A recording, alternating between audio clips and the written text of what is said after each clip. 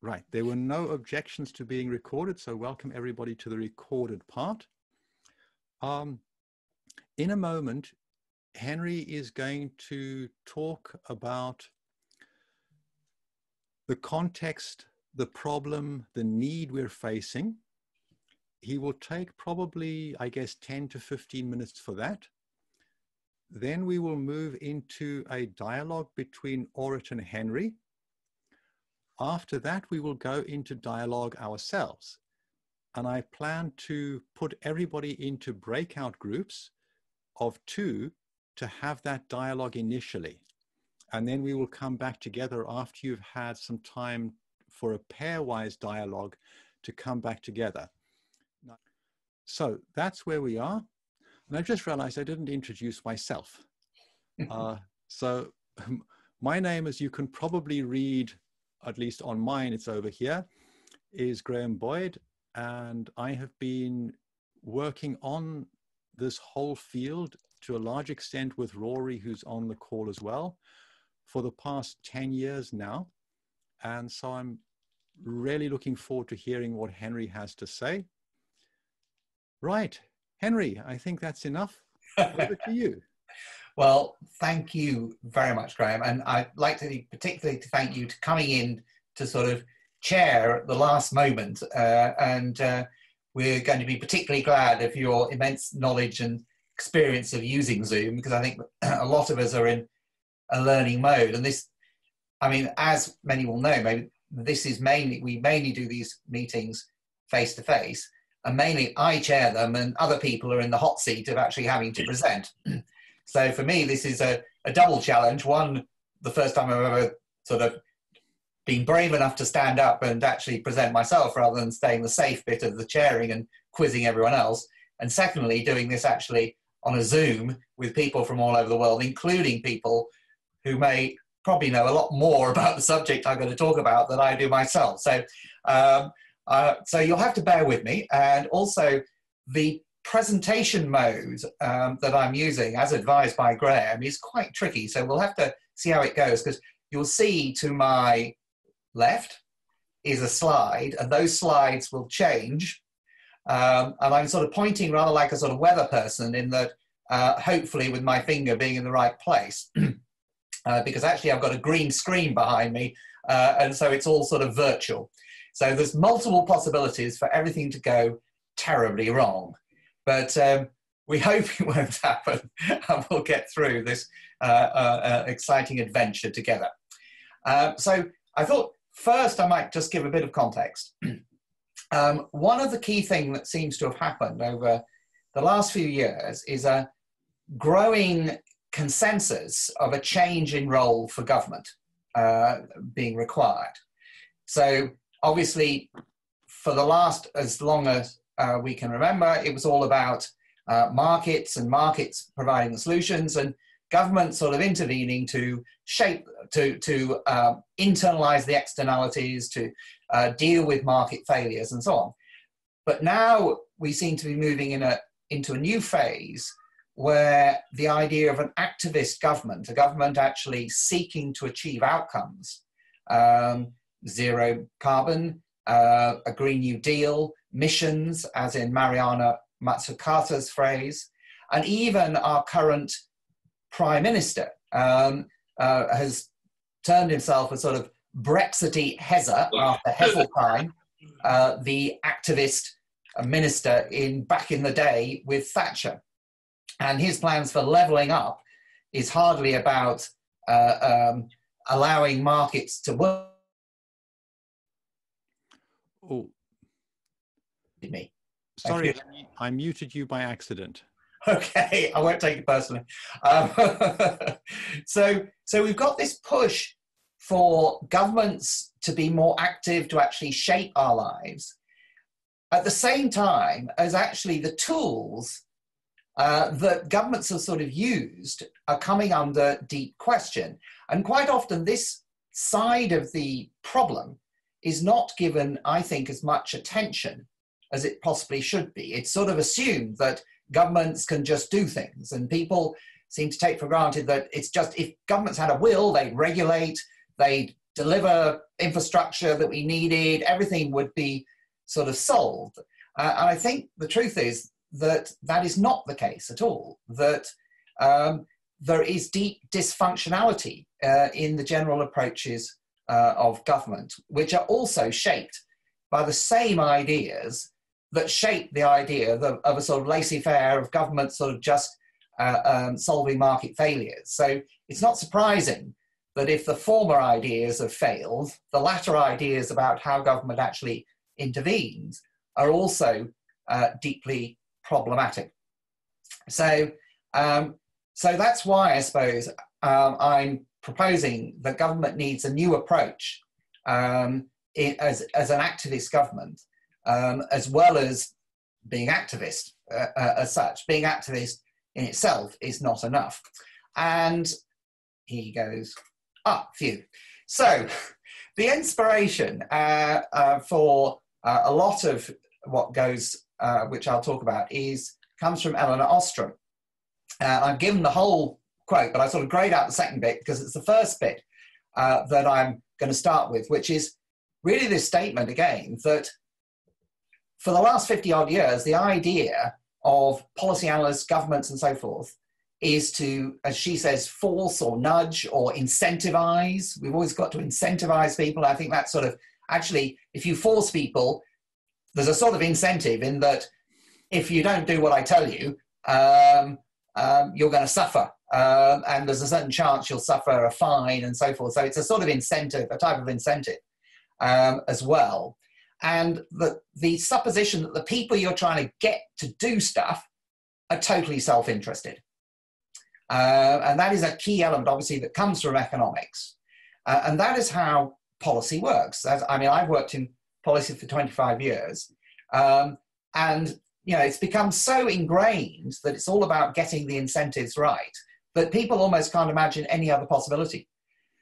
The large team I was in, I was part of organising an away day, which actually, Graham, I think you were part of, weren't you, as well? Yes. In a freezing cold building in a museum for water, which the heating had totally failed. It was absolutely freezing. But we did a sort of open space, and I put up a sort of topic, which was, is there anything except incentives, or something to those as a title for discussion. And I got a few people to come along to discuss it, which was a sort of good sign. But no one, it was like they couldn't think of anything else. And actually the only person who sort of started seeing that might be something else was someone who'd had a background in the army. And sort of, but yeah, when you were in the army, it was all about loyalty. It was all about being a member of the team and working and looking after each other and so forth. And it was not about incentives. And actually that then suddenly got a conversation going and opened up a possibility that actually, hey, wait a moment, there's more to life than incentives. But it's just seen almost as sort of common sense. So to challenge it is problematic. And that's what I'm going to do. So starting with, this is the basic idea. You could add a stick, obviously, sort of carrots and sticks. But the government, who is, of course, not selfish, but has the public interest at their heart, organizes the incentives for the people who are totally focused on, are selfish and only interested in money, to get them to do what they want. So what are the problems with that? Well, I've sort of come up with sort of three main headings. Firstly, and this is an old problem, is the practicalities, in that actually trying to work out what people need paying to do anything is well nigh impossible. And also, there tends to be, you're not paying for an outcome, you're paying for someone to do something, like maybe manage their fields in a certain way. But actually what you want is outcomes. And quite often the relationship between what people do and the outcomes you're really looking for is uncertain and may, you know, it may not work out at all. So there are lots of issues with the central knowledge to know what you want people to do, how to actually pay them enough so they do it, or you may pay them too much, they might have done it anyway with less, and so on. And so it's almost an impossible task to solve in the first place in a complex system. Then there's a matter of ethics. And basically, by saying this is all a matter of money, by saying you are totally selfish, I have to pay you to do anything, you immediately dump all the potential ethics or public interest. You turn something into a transaction.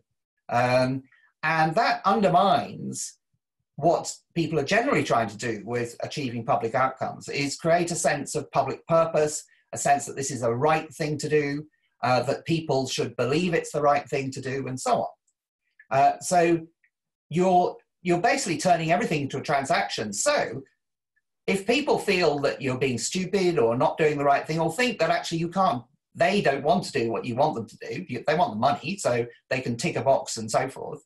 But as it's now just become a matter of money, the moral imperative is undermined. And so in many cases, what happens, of course, is that people don't feel it's reasonable what they want you to do. It's too complicated. It's not going to achieve anything useful, and will seek to get the money, achieve the incentive, while actually not achieving the outcome you're looking for.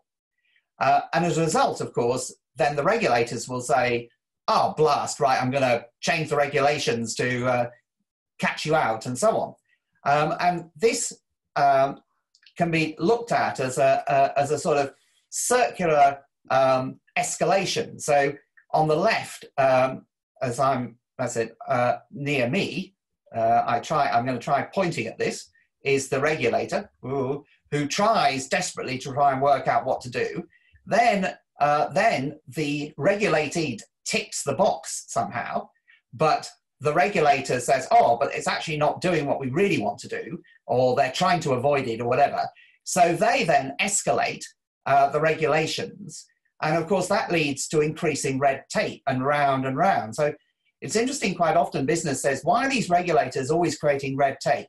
Well, I would say red tape is an emergent property of a system, of a sort of dynamic system. And just look at the tax regulations, where someone tries to avoid them, the regulator, the tax person changes the regulations to try and fix one loophole, they find another loophole, and so on.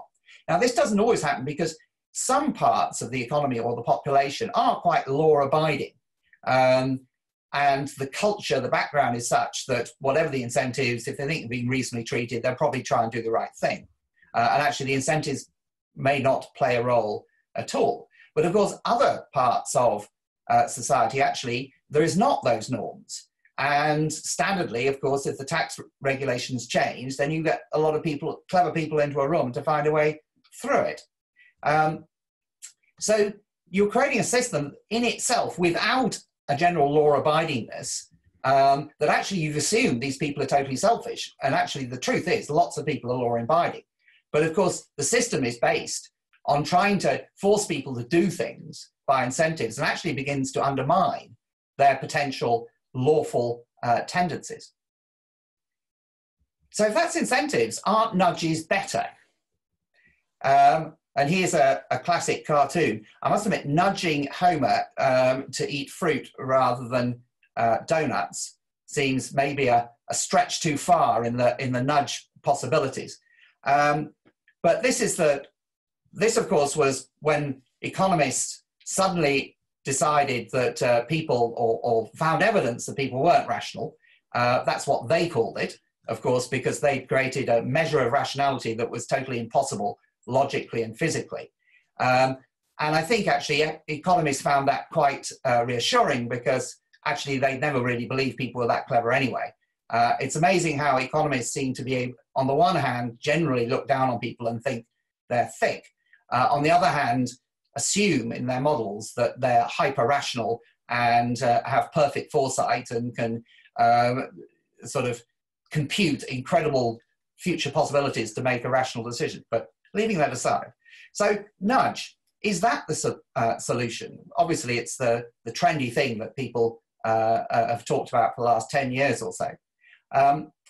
But that also has similar problems in practicalities. I mean, if you were really going to nudge people continuously, you'd have to redesign their whole lives. And presumably you would also have to block all the advertising that's nudging them in the opposite direction. So for every shopkeeper like that who puts the fruit at the front, there's the myriad of advertisements with the chocolate. I mean, how many advertisements are there about fruit, for goodness sake? So you would have to extensively redesign the whole of people's lives to continuously nudge them to take the right decision. So the reality is actually most of nudging is highly marginal. It's just, I mean, the best examples, obviously, there's default for pension savings. Another one is letters sent by the, oh, that's a problem. Didn't factor that one in. And letters from the tax collectors suggesting that everyone's paying their tax and to encourage people to pay tax. It really hasn't gone very far. And also there's a matter of ethics, because again, you're treating, what is similar between nudging and incentives is that you're treating people as instruments, not as people in themselves. You're assuming you know better than them.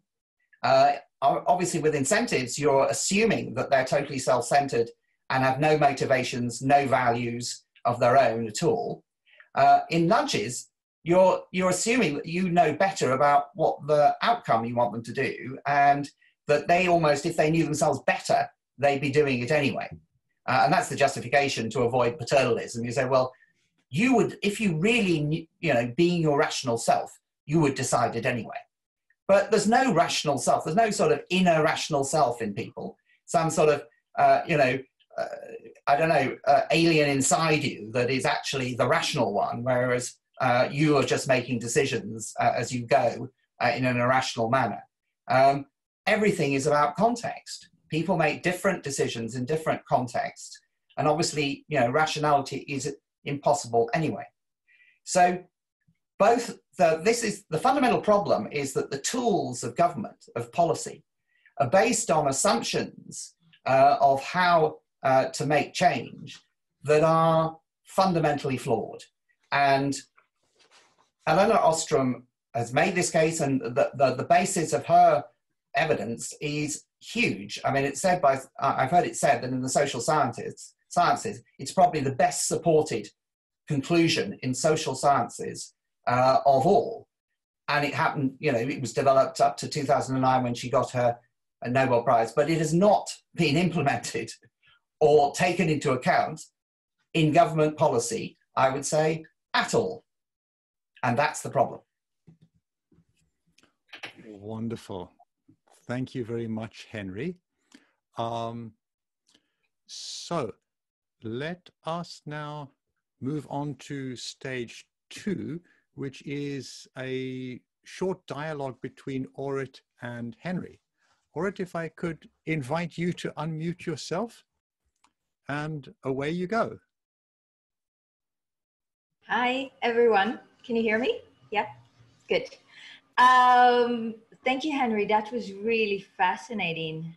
I am wondering where you see these kind of challenges being explored from how people perceive government as well. So we understand the problems that are obvious in terms of moving between rational incentives and nudges. So, between convincing people and looking at them as autonomous,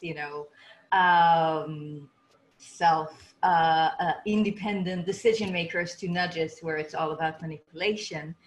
Obviously, we know that neither of these is an effective means. We need to think about them as a network, as society, and I'm sure you're going to talk about that later on. But I'm wondering where the culture of our expectations of government is also part of it.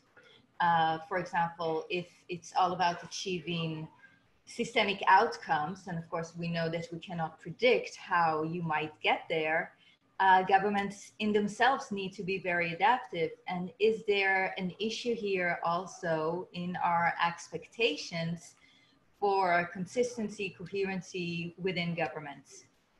So if you're going to operate strategically in a complex environment, you need to be able to very quickly adapt what you're asking people to do.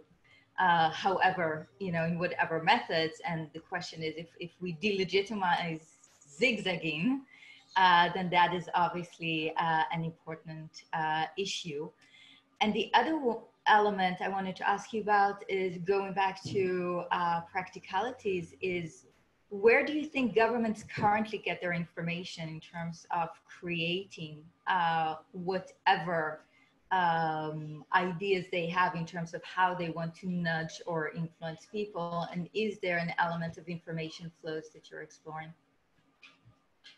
That's quite a lot. Sorry. But I'll try to remind me of some of them as I go, because I might forget. But I think your first point is a really good one about the culture of government and expectation of the government. And of course, we are going through at this point an incredibly enlightening case study, slightly scary case study, but and people have talked about the return of the expert. Mm-hmm. That you know, we'd had enough of experts, and suddenly we desperately want experts. And so we have got a situation now where we have a centralized modeling capacity. We have lots of experts who are trying to work out what the answer is. They're being advised by the behavioral insights team.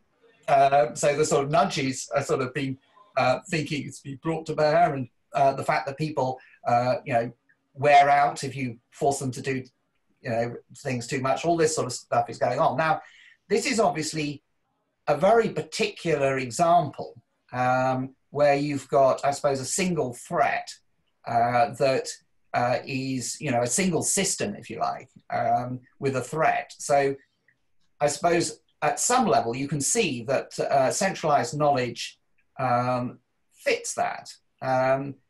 So it's sort of working. Now, of course, there's a lot of local knowledge, and we'll see that probably the sort of dynamics of interactions of between shutting schools, being nurses and so forth, and there's a lot of complexity there. So I wonder how they will actually adapt and create more sort of local knowledge systems. But it's interesting that the sort of governments try to pretend, and I suppose there is this sort of authority that they know best, that they have some sort of authority, legitimacy, expert knowledge. And that is maybe part of our culture and something we sort of expect. How we get away from that, whether we can break out of that. And I suppose for me, I was sort of slightly hopeful by the, you know, taking back control. And that actually it might be that there was motivations to actually, for people on the ground to work out solutions and so forth. And maybe that push is still sort of to some extent there, though obviously the Brexiteers slightly interpreted taking back control as the government taking back control, not even Parliament taking back control, because of course that was considered a bad thing. And so it seemed to lose that sort of people angle. I mean, when we get into the levelling up and whether that is going to actually, the people who the centre thinks need levelling up actually have a say and actually a sort of creative input into whatever's happening is to be seen. But I think there's a sort of has been a culture of government expert, they're managing it, they know best, having talked to sort of key stakeholders. And that was sort of undercut somewhat by Brexit, but now has sort of come back with a vengeance somewhat. There's also the sort of standard policy mindset in the civil service. And the fact that you have ministers in charge who have to make decisions, and the general sort of control tendencies of the civil service. So there are lots of cultural factors, and also the fact there's this sort of evidence-based policy idea that first you do all this research to get the answer. You know, in the Department of Environment where I work, you know, the environmental scientists want to do all the work, and they decide these are the levels of emissions we've got to achieve.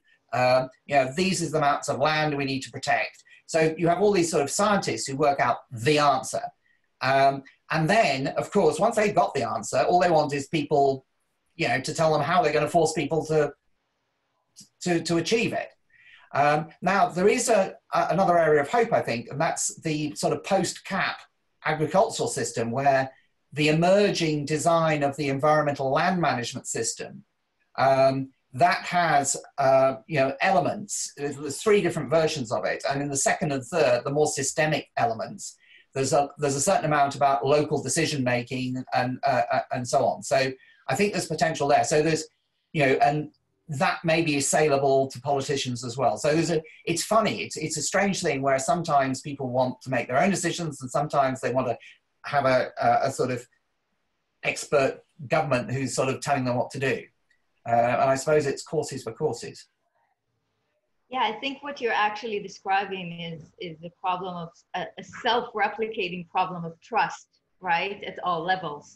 So what do we expect from government as a whole, and what can government provide in terms of leverages and freedom of movement at the different echelons? So if it is at the individual level or at different echelons of decision makers within government, if we want them to be adaptive, they all should have some kind of degrees of freedom. How do you start to scale all of that up with all of these cultural expectations is a very interesting thing, because also when you're talking about the individuals between incentives and nudges, it's also an issue of trust, right? Yeah, well, we have no trust in them. We think they have no public interest. They're totally selfish, and we don't trust them at all. So this model involves no trust. It doesn't even have a concept of trust. Exactly. And again, we could scale it up to all of those elements and put that together with power negotiations.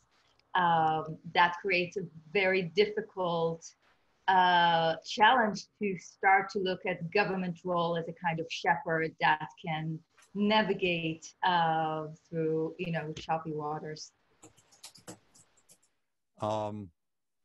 So let's take a couple of about 5 minutes to collect a couple of very brief perspectives from the different breakout groups. Now, I can't see all of you on my screen simultaneously. So what I would suggest is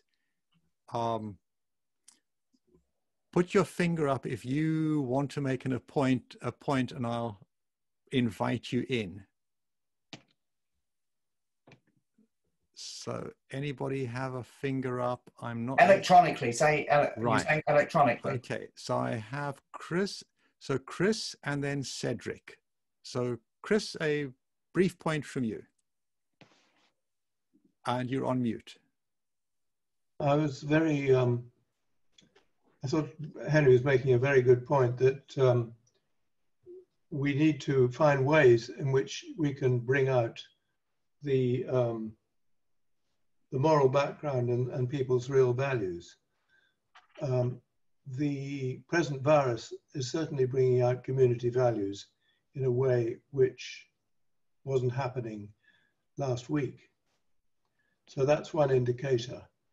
But just to make a quick point then, there are three, we seem to tend to divide people into people who do have higher values and are prepared to stand by them, people who are cynical, it's the second category, and the third category is people who are too poor, uneducated, or struggling to be able to have moral values. Great. Thank you, Chris. Cedric, next. You're on mute. We were talking about the fact that we think that actually the governments themselves are powerful, bias the games, and don't have any reason to be more trusted than the large corporations. And they often, power corrupts, and therefore we need to refocus more on small businesses and small entrepreneurs who are true contributors to the economy and often are not being considered. I mean, politically, no one represents them, no one, So that's the thing we were talking about. So that how you incentivize more the small businesses, how you create the fluidity. Concentration is the problem, whatever is in the hand of the governments or the large corporations. Thank you very much, Cedric. Who else would like to bring in a brief digest from the discussion in your breakout group? So we have Rory and then Adam. Right, Rory first and then Adam. Rory. Well, we had a conversation about the nature of the commons and what examples of commons might be persuasive to, I suppose, policymakers and the wider public. And you can always point to Wikipedia as a commons that's been quite successful in taking people away from, you know, private knowledge to knowledge that's placed in commons. But finding examples that are not on the web is tricky. But we did start discussing Barcelona before we had to return to this room. And Barcelona has obviously got a very large membership base and a very different way of governing than is the public sector norm. Great. Thank you, Rory. I think it was Adam next. Yeah, so we had a discussion about Switzerland just because my friend in the breakout group, Philippe, thanks to him, he's Swiss, and he said he wasn't familiar with a lot of the discussion about nudging and incentives in terms of government, because the government is so much more local, it's so much more federal, and everyone votes very frequently at on each thing on individual referendums, and so there's this trust level with the government who or the politicians themselves are not professionals. They generally have other jobs, and so the simple answer is just rip everything up and then start again along the model of Switzerland, and you have no problem, I think. Great, thank you, Adam. Okay, so I have a couple of requests in my chat window. Sylvia, I believe you wanting to comment verbally in here.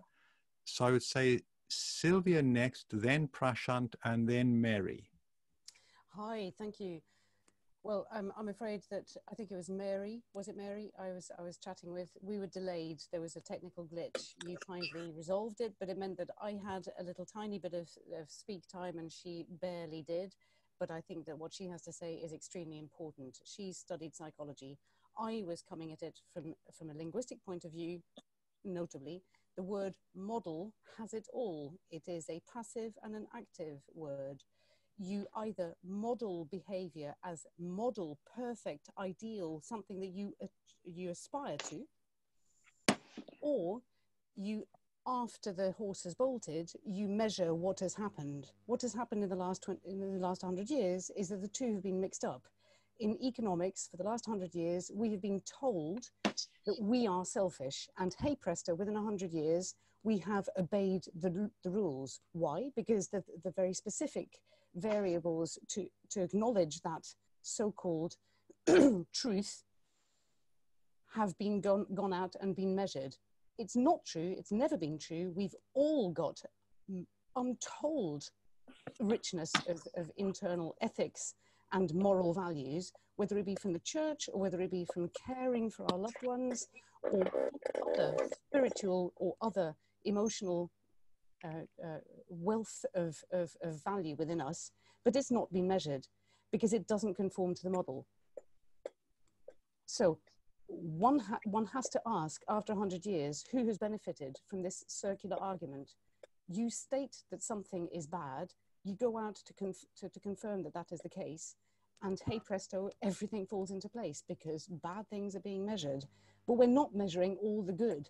And all the good, fundamental good that moves us in the morning to go out and care for each other is not being measured, is being sidelined, has been in textbooks reproduced to say that this is, there's no such thing as altruism, it's just hidden selfishness, etc. It's circular argument.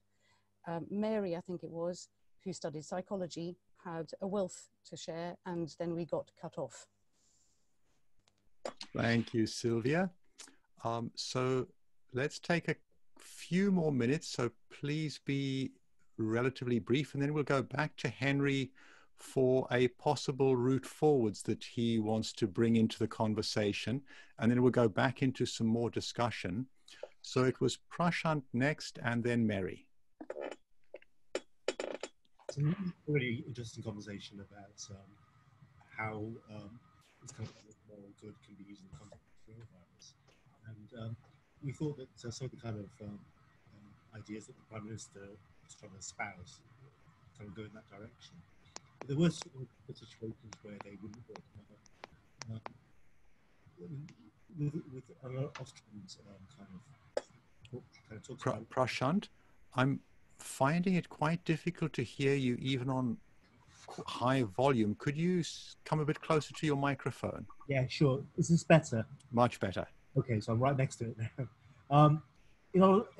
We're coming up with examples where it wouldn't work so well, the idea of using social norms.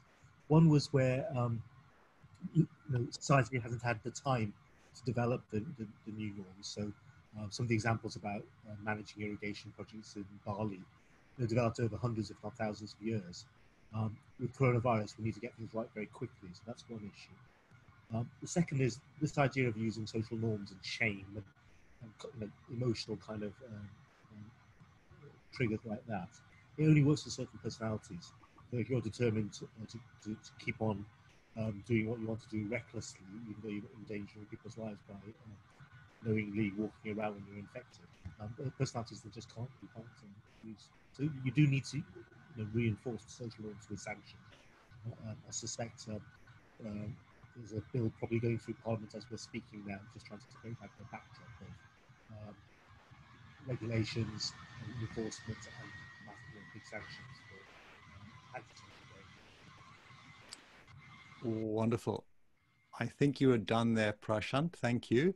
And Mary. The main thing I remember from studying sociology was that people like to conform to the group. They like to do what they're told or be like everybody else.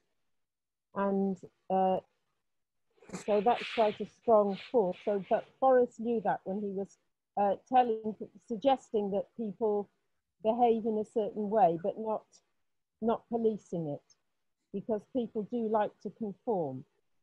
But I think that people's behavior varies according to how close they perceive the group to be in which they're interacting. So there are rules for what you do in the family. There are rules for how you behave with friends. And this is to do with economic distance. And the further away somebody is from you, the more you can play a harder economic game. So people's behavior varies according to how close they perceive the relationship to be. There's not one way of behaving. And then you've got another thing that flips, where people can be very helpful to total strangers. And this is the sort of altruistic impulse. So I think basically this economic model, there is no such thing as society, all that neoliberal crap, is not at all how people would normally behave. And certain people who sort of figured out how to play the game, that the whole point about it all is to make money, that's actually an aberration. If they just stopped all that crap and started talking about cooperating with other people, then things would be much better. Wonderful. Thank you, Mary. We will end this round of the discussion there. And in many ways, I could not have asked for a better build up back into Henry's discussion, because certainly from my perspective, the intersection of our individual self-identity, our psychology, how that is what we use to attribute meaning to ourselves and what happens, and how that leads us to engage in making the decisions to go left or right, to choose between A or B, is very much at the heart of where we need to do things significantly better. Decision-making and choices, and the choices available to people. So with that segue, Henry, I will invite you to pick up again and bring in the second half of what you're talking about. Thanks very much, Graham. And yeah, that, I mean, is ideal, because the switch you really got to make, and this is the one that Elinor Ostrom suggests, is rather than thinking about individuals, you think about the institutions, the context, the social norms, the rules in which humans are, which tend to lead them to behave in one way or another.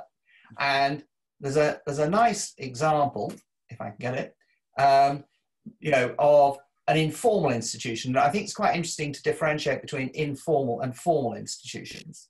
So, you know, this is just a slightly silly one about handshaking, but there's also, you know, informal institutions about saying please or thank you. But also, as Mary said, you know, and Sylvia said, you know, in different contexts, in different groups, there are different sets of rules. And actually what's interesting is that this doesn't mean that all sets of rules are good in some sense.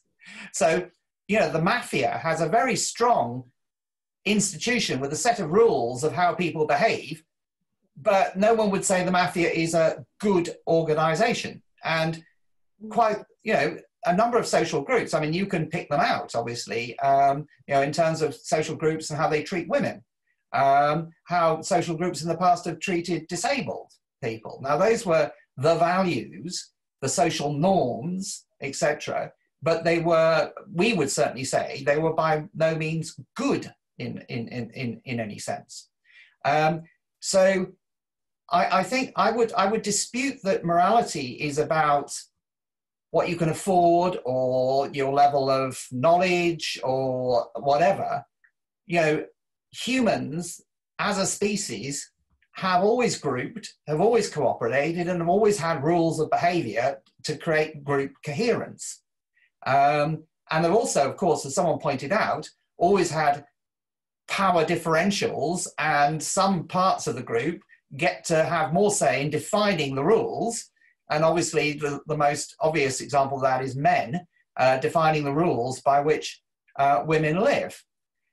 So if you start by that, you're thinking what we really need to understand is how social norms, how rules are formed. And that is, I think, what really Elinor Ostrom is talking about. How can government act to influence these rules, and what sort of institutions may support more, you know, people looking more to the public good. And there's a lot of evidence to say, actually, economists tend to go out and ask individuals the question, how much would they pay to keep a fish? And of course, that immediately puts people into a context of being a consumer and an individual without any power and some ability to give a certain amount of money, depending on, you know, how much they have. On the other hand, if you put a number of people, 20, 30, 40, into a public hall or a public space and ask for a discussion about what needs to be done to protect a fish, you get a totally different discussion, a totally different outcome. So context always matters. I think this is key. So actually, the current culture in some organizations to always be focused on competition and individual gain is also a social set of rules, a social set of norms that have grown up in some organizations. So they're not, that's why the idea that you know, some people are greedy and other people aren't is a misunderstanding. If you are in an organization where the culture is such that unless you compete and are always looking for a bigger gain, you know, you have to follow that. You have to stay in the group. You have to stick with the rules unless you're a rebel. And obviously some people are rebels, but then they leave or get kicked out or they make waves or change things. But yeah, the majority are going to follow whatever the rules, the norms are, and they could be good, bad, or indifferent. And so, but then the question is, how do you design? I mean, because a lot of these, I mean, take these rules here, this example of informal institution. How would you change that? I mean, obviously it has changed. And norms such as wearing hats. I remember a friend of mine, David Fell, always shows a picture in the 1920s with everyone wearing hats out in public. And not to wear a hat out in public was deemed absolutely outrageous. And now, of course, no one wears hats. So, and how, you know, the perspectives on what women shouldn't or should do have obviously changed dramatically. Perspectives on transgender, on gay rights, all sorts of things have changed dramatically, but not often to start with by government action. Government has generally act to stop such changes, to suppress, to maintain the status quo, and sees this as a sort of revolt, which later is incorporated into formal rules and so on. So that's important to understand. But I'm actually going to focus on a particular model that relies on having a set of people who actually want to work together and have some common purpose, but actually provides them with a legal form that I think could be effective in maintaining, providing commitment to that common purpose and provide a vehicle for collective action. And this is the fair shares model. Thank you, Rory. Now, the fair shares model, I think, is fascinating, and it's something I learned first from Graham and then from Rory. And it's an innovation in the cooperative sphere, in that, you know, everyone knows standard cooperatives in the past were producer co-ops or consumer co-ops.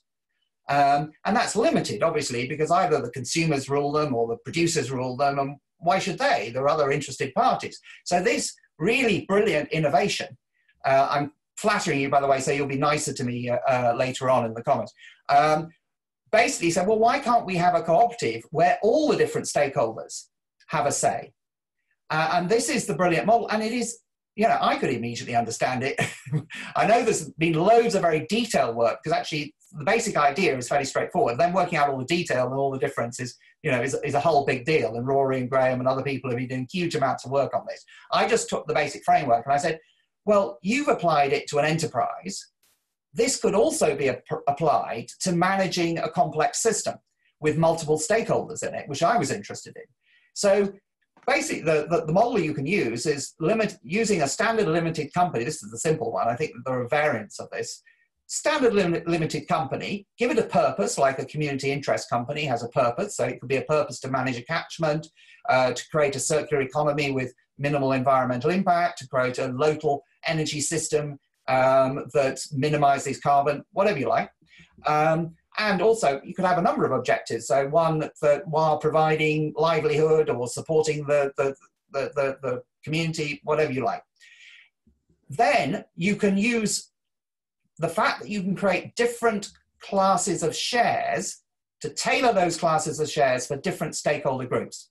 Now, different classes of shares in a limited company is a well-established thing. It's normally used by people to keep control.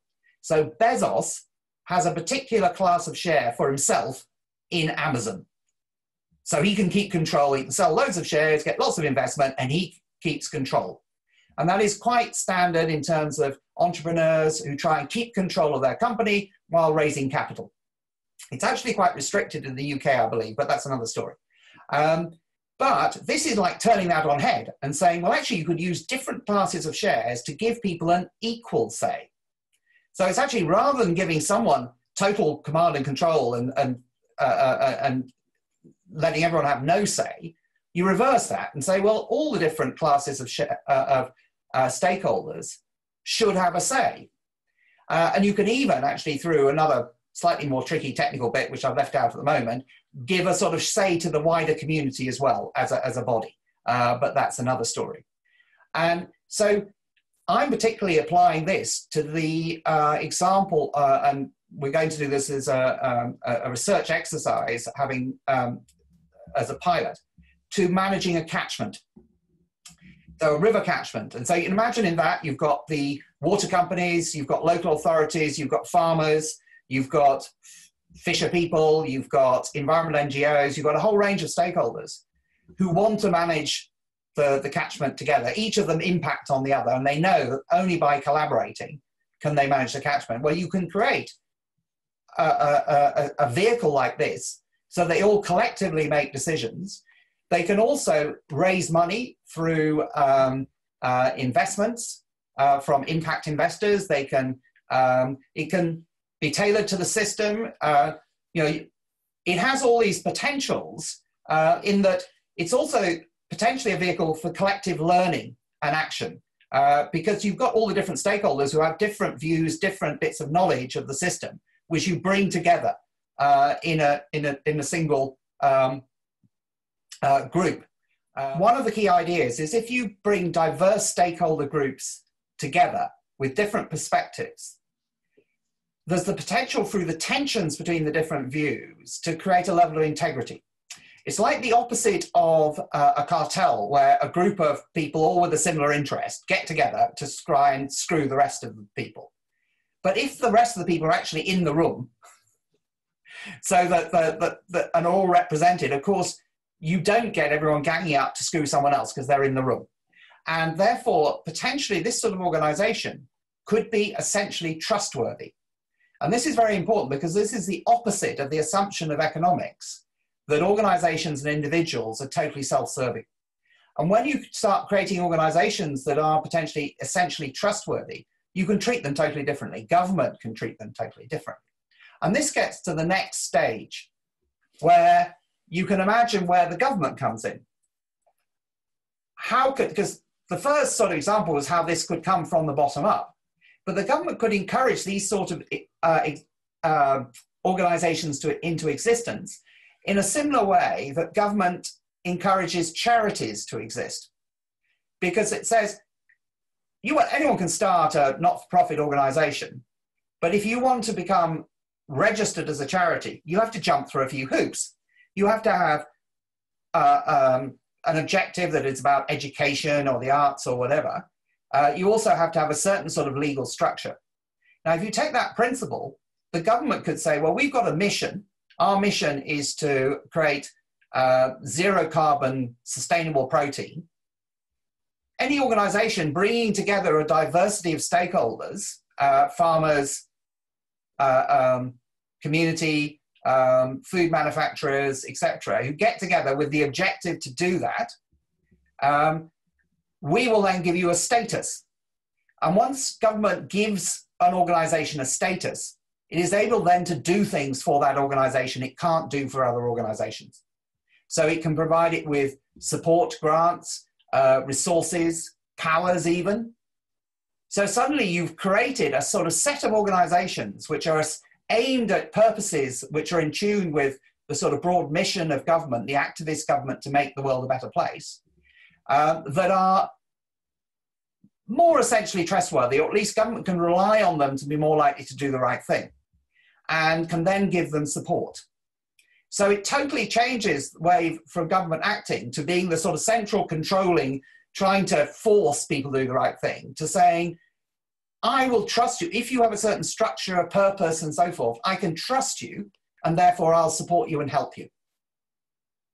And it's a reversal of roles. So the knowledge that the fundamental sort of driver comes from the bottom. So the energy, the knowledge, the integrity is bottom up.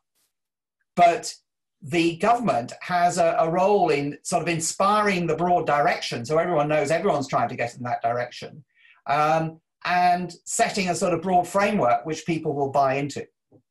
And I've suggested some immediate applications. Landscape in the post-Brexit world, landscape management, agri-food system change, anything that involves complex systems that need collaboration between multiple parties for the common good. That is the sort of prospect. And this is obviously, I'm not saying this is the sort of ultimate solution. This is one model that tries to use the sort of ideas of Elinor Ostrom, of Graham and Rory and people, and of a sort of my knowledge from policy and so forth, to create a totally different model for government action that could be practically applied and may well be applied in the area of landscape management, post-Brexit, and could be in a range of other areas. Of course, there are some challenges, as you can imagine. I mean, they rely on informal institutions supporting collaboration in the first place. That if you can't take a set of people who hate each other and don't want to do something together and somehow create an organization and force them. So it's absolutely key that the energy has to come from bottom up. And so how do you create that energy? And I suppose for me, obviously the climate change emergency, at the moment, the pandemic emergency, these sorts of things bring people together. And then if others see collaborations emerging with support from government doing really effective, brilliant things, and the government takes the role in spreading those stories, other people begin to see the benefits of them and begin to copy them. So you can get a sort of positive feedback, sort of system change effect, basically. Relying on the knowledge, expertise, and will and energy of the people. All the people who are going out marching for XR and so forth. This is potentially a practical way they can actually take control and do stuff. The challenge, of course, is how do you be seriously inclusive? Obviously, if this is a sort of middle class activity, it's not going to be, you know, it's going to fail because that will leave out vast swaths of the population. And there is a deep trust divide between the sort of elite, middle class, policy bubble, whatever you want to call it, who this will appeal to, and the people who aren't in that. And that is growing. And there's evidence in recent trust barometers. So how do you involve them? How do you make it comprehensive across the country? Again, I suggest by building the stories, encouraging, supporting. There's a lot to be done to actually engage, facilitate.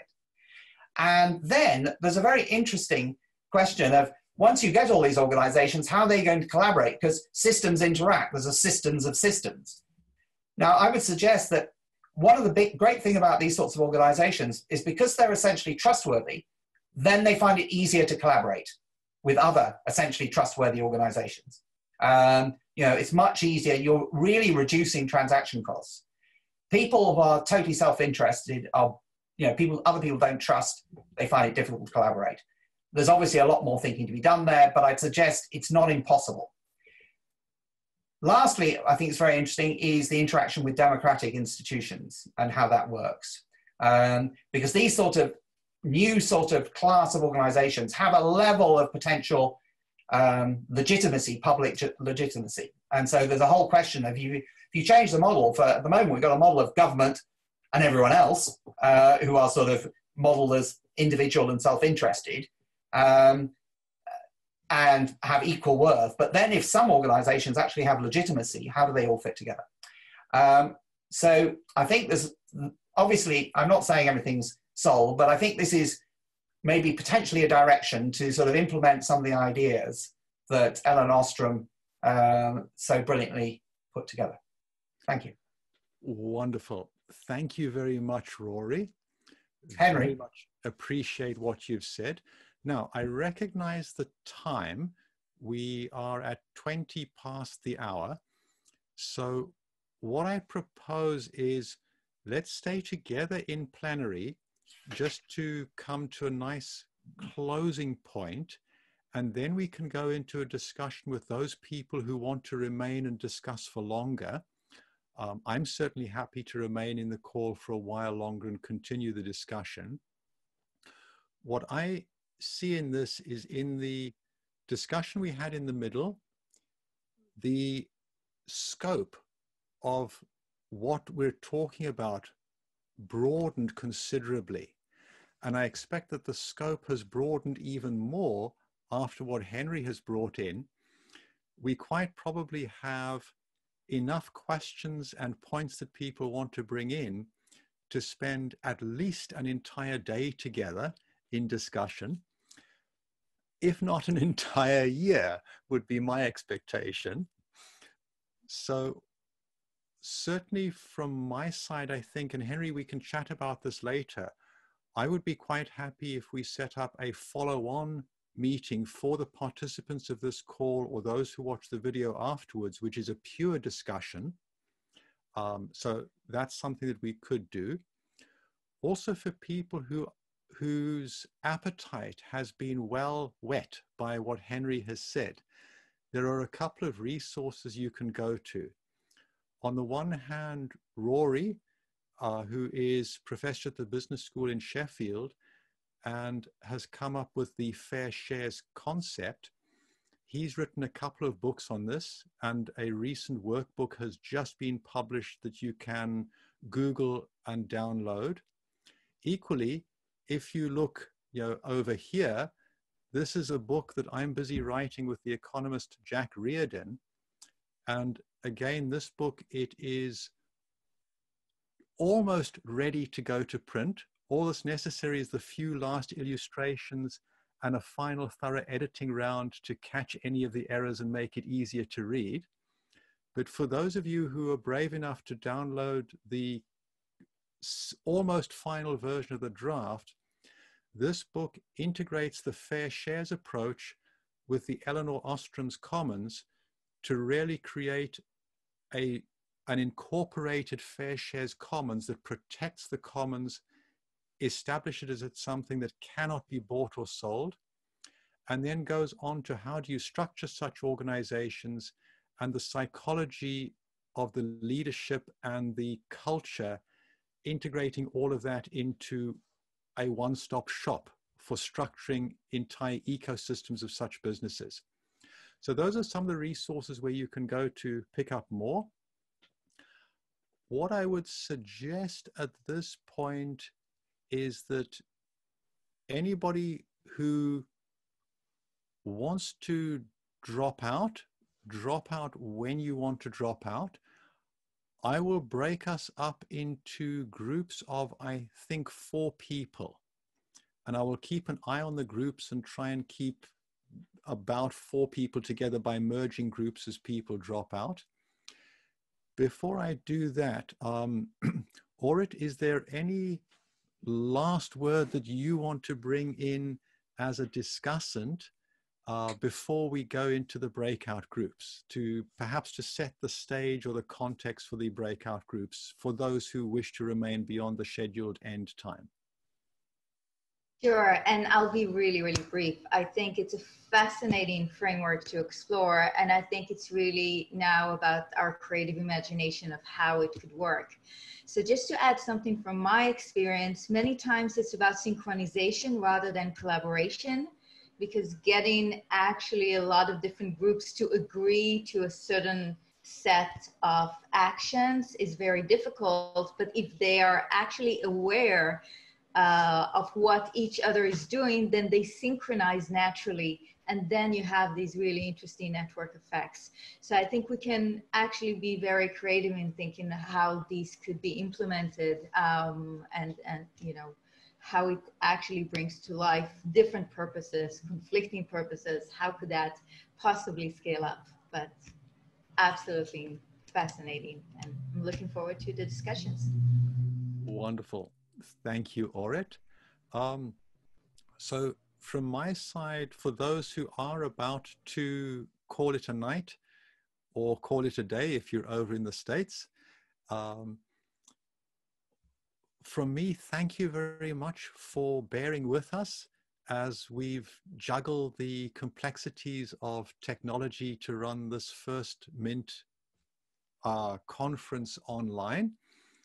And clearly we will get significantly better with practice. So appreciate your being with us, and thank you very much, Henry, for everything you've brought in and the discussion that you have triggered and no doubt are about to trigger. Would you like to say any last words about the Mint and what you're doing in the world and what is coming up next? Henry, you're on mute.